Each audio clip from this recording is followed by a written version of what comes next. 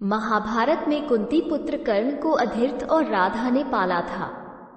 वो बालक गंगा में बहता हुआ एक किनारे से जा लगा। उस किनारे पर ही धृतराष्ट्र का सारथी अधीर्थ अपने अश्व को जल पिला रहा था। उसकी दृष्टि मंजूषा में रखे इस शिशु पर पड़ी। अधीर्थ ने उस बालक को उठा लिया और अपने घर ले गया। अधीर्थ निसंतान था। अधीर्थ की पत्नी का नाम राधा था। राधा ने उस बालक का अपने पुत्र के समान पालन किया। उस बालक के कान बहुत ही सुंदर थे, इसलिए उसका नाम कर्ण रखा गया।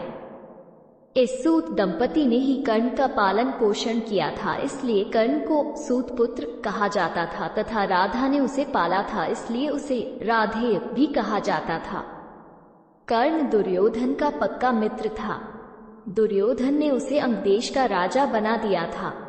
कर्ण यह नहीं जानता था कि उसकी असली माँ कौन है, परंतु उसे ये पता चल गया था कि उसके पिता सूर्यदेव हैं। बहुत समय तक कर्ण और दुर्योधन साथ रहे, परंतु भीष्म पितामह ने ये कभी नहीं बताया कि तुम कुंती पुत्र हो और पांडवों के भाई हो। भीष्म जानते थे कि कर्ण पांडवों का ही भाई है, लेकिन उन्होंने ये बात कौरव पक्ष से छिपा कर रखी।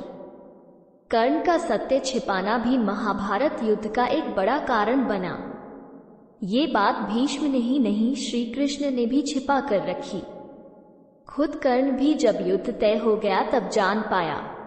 कुंती भी राजमहल में कौरवों के बीच ही बहुत समय तक रही और बाद में वो महात्मा विदुर के यहाँ रहने लगी थी। कुंती भी यह जानती थी कि कर्ण मेरा पुत्र है और उसका एवं कर्ण का कई बार सामना हुआ, परंतु कुंती ने भी यह बात तब तक जाहिर नहीं की जब तक कि युद्ध तय नहीं हो गया।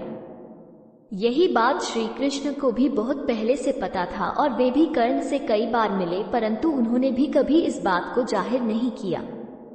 हालांकि यह बात श्री कृष्ण ने ही पहली बार कर्ण को बताई थी कि तुम कुंती के पुत्र है। श्री कृष्ण ने ये बात तब बताई थी जबकि वे कौरवों से पांडवों की ओर से अंतिम बार शांति प्रस्ताव लेकर गए थे और वहां उन्होंने 5 गांव की मांग की थी, परंतु जब दुर्योधन ने उनकी मांग ठुकरा दी तो फिर श्री कृष्ण को समझ आ गया कि अब युद्ध तय हो चुका है। ऐसे में उन्होंने महात्मा विदुर के यहाँ रुकने के दौरान कर्ण को बुलाया और वे दोनों एकांत में गए। वहां श्री कृष्ण ने कर्ण को ये राज बता दिया कि तुम्हारी माता कुंती है और पांडव तुम्हारे भाई है। ये जानकर कर्ण को बहुत धक्का लगा था और उन्होंने श्री कृष्ण से वचन लिया कि आप ये बात पांडवों को नहीं बताओगे। इसके बाद कर्ण से मिलने के लिए कुंती भी माता एकांत में गई थी और उन्होंने कर्ण से इसके लिए क्षमा मांगी थी। कुंती कर्ण के पास गई और उससे पांडवों की ओर से लड़ने का आग्रह करने लगी। कर्ण को मालूम था कि कुंती मेरी माँ है। कुंती के लाख समझाने पर भी कर्ण नहीं माने और कहा कि जिनके साथ मैंने अब तक का अपना सारा जीवन बिताया उसके साथ मैं विश्वासघात नहीं कर सकता।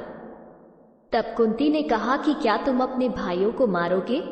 इस पर कर्ण ने बड़ी ही दुविधा की स्थिति में वचन दिया, माते, तुम जानती हो कि कर्ण के यहाँ याचक बनकर आया कोई भी खाली हाथ नहीं जाता, अतः मैं तुम्हें वचन देता हूँ कि अर्जुन को छोड़कर मैं अपने अन्य भाइयों पर शस्त्र नहीं उठाऊंगा।